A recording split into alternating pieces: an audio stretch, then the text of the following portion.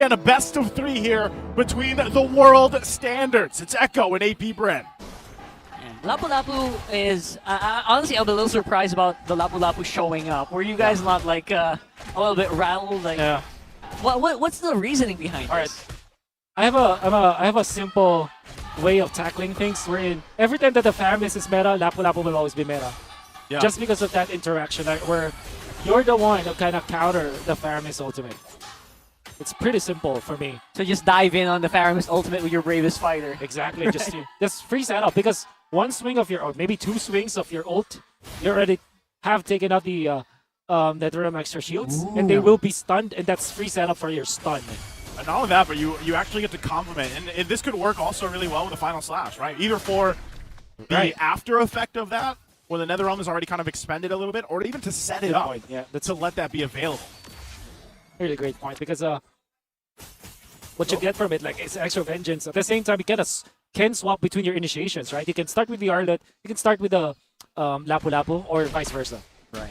But we're also seeing a little bit of a, what do you call this, reminder why the Lapu Lapu is going lower in the pick percentage, because the CC is just tearing through it at this moment. So, again, it all depends on whether or not you're going to be aggressive or you're going to try to maybe just sustain up until the mid game, I guess, right? Now, as we get ready for this first big objective of the game, that Turtle being that, we'll have to see how APBR wants to approach this with the lineup they have. In terms of already having, you know, this Faramis pick, this Valentina pick, a matchup that we used to see so much of, we know that it draws fights out, like it draws team fights out here. And I'm wondering if it'll be a little bit different now that, you know, for example, we have that Roger playing a part of this lineup here. We have some burst potential. Uh-oh, JP. Yeah, if you're talking about burst right now, JP is absorbing the brunt of it, as APBR are getting ready to position themselves, try to take this turtle. Obviously, both marksmen are not present here. Flaptease is quite low, though. I think he still has the vengeance, as he does. So that means it might just get reset here, and that's exactly what they're doing. Okay, so they're just kind of feeling things out here. Both teams, though, now have a lot of those level 4s available to them. You can see how it's still very calculated from both teams on how they want to approach even this first turtle. That's what's expected from them in a 4-on-4. There you go, Sanford diving in, bravest fighter. He's looking at forward view, and Carl TZ will get the retribution while all that's happening. Right now, everyone is just compressed into one area, and both teams are going to be using that Netherrealm. And now the fight's happening. The sustained damage is actually better here on the side of APBR now. They will come out on top with a kill. Okay, so they trade there.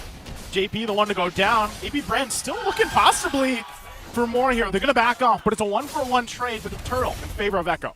Wow, what a long story that we just saw in just a matter of a minute. It all started with a very weird rotation from Echo that allowed Kaltizi to have level 5 over Kaltizi, but didn't matter anyways, because what they did was to sacrifice some of the XP on Sanji so that they will have to wait for Sanji's ultimate to be up. And they also took so much time resetting the Lord that Kaltizi caught up when it comes to the XP. Eventually, Sanji nailed a wonderful Netherrealm on his own, and JP with initiation. It's like a very long movie that we've seen in just a matter of seconds. And that's what I was mentioning earlier, right? Like, that's what the Faramis Valentino matchup is known for. It's those long exchanges, and they really draw things out. So when you take that into consideration in the hands of teams like this, like Echo and APBR, you're going to see a lot of this kind of micro play come into these fights, and that's where you really want to be able to pay attention, because it's all about the timing on how they expend that, especially with Sanji having the Netherrealm himself over from Few. So, again, as things kind of get situated here, there's not going to be anything drastic happening so far, because that's just how these two world caliber teams are going to play it out until eventually, if you look at it statistically, APBR has been known before that first Lord to really go and try to force a play, make a play, and that's the swing for them. Now, Echo, on the other hand, they like to just kind of go for it sometimes, even early on. And that could possibly be what they do here. They're going to poke down a little bit for Kyle TZ, but still, Turtle now up. Take a look at the positioning here for both teams as well. Start it up. Gold lane still waiting patiently, but look at the pressure from Flap up top. It's really good right now. Obviously, we're seeing basically a free turtle here for Echo, but yeah, Bren's getting a lot on the map as well. So it's basically, they're trying to nullify each other on the macro scale of things. Yep.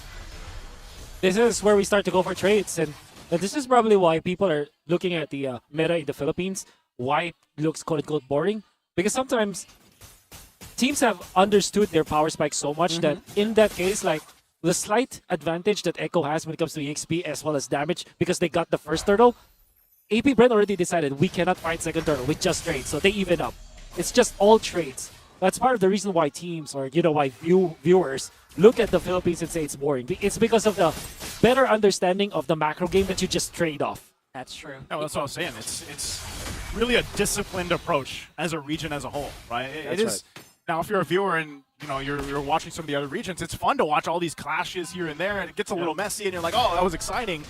But also, there's a whole other level to it where it's exciting looking at how they approach teams like this, approach these objectives, because let's be honest, we all know that objectives win the game. Right? That's what it is. Yeah. And the same can be said when you look at the disciplined approach towards the objectives. Yeah. These teams also take the disciplined approach to team fights. Yep. So even the team fights, for the most part, are not messy. Exactly. And some people just construe that with messy as entertaining. Exactly. Well, it depends how you look at it. It depends how you look at it. That's why I really like our international streamers. Big shout outs to Trex. Trex is entertained by this kind of gameplay. Yeah. And another restreamer named Mirko. Who's Mirko? Who's Mirko? He likes something that starts with Viva and ends with Max. So shout outs to Mirko. He's also restreaming right now. He's bored about this stuff because he's a messy player, He is. I've seen him jungle. Yeah. Shout out to Mirko. What's up, Mirko? Shout out to all the restreamers here as part of the English broadcast. Now, once again, Turtle's going to be up here. Third one of the game. AP Brent going for a fight. Oh, man. JP's dancing in and out of these ones, and he has to use that flicker to basically survive. Right now, though, Sanford, he's not done. Trying to get that fight started, and bullets are flying everywhere. Both teams flying under the nether realm right now, and healthier HP bars belong to AP Brent. Well, TZ, he doesn't really have that much sustain left anymore. Ultimate's already used up here, and Flap TZ, he's yo-yoing himself into the fight. Benny Cutie still got some firepower with that Lycan Pounds, and it looks like it is going to be, feels like even Stevens for some reason. At the end of the day, it looked really good. It looked good, though. It looked good, right? And Sanji was very disciplined. I gotta say, big props to Benny Cutie. Very clean gameplay from the Roger, taking advantage of the Lycan Pounds, and also the way that he switches between range and melee mode, as he's able to just kite through the members of AP Brent. It looked really bad for Echo, but he kind of salvaged it. Nevertheless, I think it was Kyle TZ as well as Owen that really made this look good for AP Brent. The way that they are kiting, look at that in and out. If you're looking at AP Brent, in and out of the fight, eventually Kyle TZ goes down. And this could have been very bad for AP Brent, but they dodged it in the end. Good clash from both teams. Yeah, that could have been so much worse. It looked really bloody. And at the same time, people were juggling HP bars between each other. You know how that's just... One of your stickers will say this. That was a masterclass of how the team fight. Yeah, it was. And real quick, as we get ready for the next objective here, items, how's it looking, Wolf? Okay, so one thing that really shocked me was the choice from Benny Cutie. And this is Impure Rage, Roger. We saw earlier it was the Marksman emblem. Yep. Right now, he went in for Impure Rage. And his first item actually wasn't the typical ones. He went for the Wind Talker first, focusing on farm and objectives.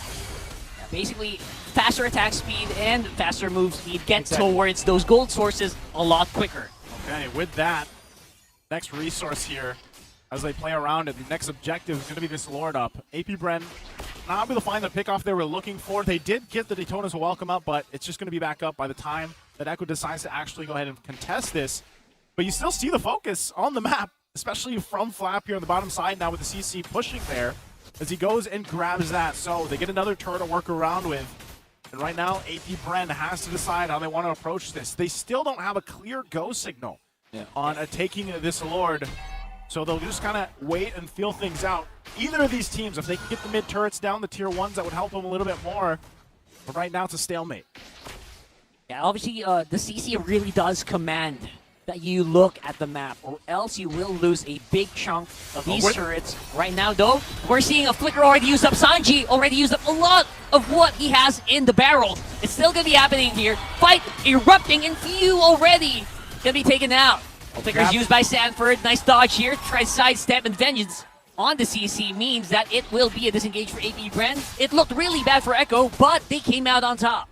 Great response there in that pole even. Still going. Oh, they're still going. They're happy to throw out this final slash here, knowing that few actually does not have the Flicker available, or the Purify available rather, and now it's gonna be Flapteezy suffering here. The sustained damage here from Echo is just, it's really hard to stomach.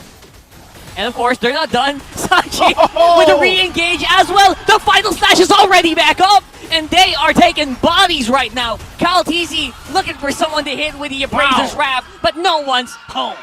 Marco, okay, he's gonna survive, but holy moly, Echo comes out swinging, getting multiple members of AP Bren, and that's their go signal now for this Lord. Yeah, AP Bren just bit off more than they can chew. Few was already tagging so much, and even after Pupsi's ultimate, Flapteezy went in for the fight. He smelled blood, and he went for it. He got baited by the bubble of Echo. And then eventually, you can see Sanji just toying with death. We're gonna see, look at this, look at how composed he is. He goes back even with a sliver of health, knowing that he can take out Ogwin. And what a final slash coming up from JP, eventually followed up by Flapteezy. They're wonderful out there. Now, they stop the Appraiser's Wrath that could have been disastrous for them. And with just one clash, Echo is bona fide the leader of this game. Yeah, you know what? Most people on Sanji's position right there, with 1 HP and one of the torn apart memories going for your face, you would back off completely. But no, he went forward. That was beautiful to watch. That's just the confidence that the former world champions will have here. Again, going against the current world champions. So right now, AP Bren going to deal with this Lord. Should make quick work of it. The big question is how much space advantage does Echo get out of this play? And we'll see that in just a bit as they make their way for the resources here of AP Bren. And really, it kind of comes to the question. Hold on, they go pull. Okay. There you go. Nice pullback here for AP Bren. That will net them a Sanford kill. Sanji forcing a Flicker out as well. Ooh, they already have Conceal used up. So both teams are really expecting a lot of resources just to stay alive, basically. And there's so many tools here for both teams to kind of initiate, peel, or just bait things out. Sorry. Highlight, is this boring? That caught me by surprise. Let us know. Is this boring, guys? Oh, look no. at this! Oh, they got separated by a mountain there. But the CC ult still pretty much going to be useful here, keeping them together. 3v5, still no problem here for Echo as they go straight into the heart of the AP Bren line up here. And JP not going to have enough skills to sustain anymore. It is a massacre of damage coming in from the bees. Benny's back. But right now, AP Bren going to keep running it down mid, pushing down this mid lane, possibly to get a tier 2 turret. They've got the numbers. Do they want more here? Oh my god. AP Bren still pushing the pressure in the mid. Oh, what a pull. Yeah, Sanford? this looks really bad here. Even the torn apart memory available. Oh my goodness. I don't know what you noticed, Wolf, but you were just going insane. Wolf is breathing because he's so bored. Are you bored, Wolf? Are you bored? Are you not entertained? Are you not entertained, everyone? Yeah, man. I may not have my wisdom teeth anymore, but I can't hold this anymore. Because Flapteezy lost the fight for AP Bren in the previous team fight. Like if you basically lost the Lord for Echo. Yeah. I mean for AP Bren. They gave it to Echo. But then in the last fight, you saw how well he managed to zone out the members of Echo. So basically he zoned out 2 members because of his ultimate.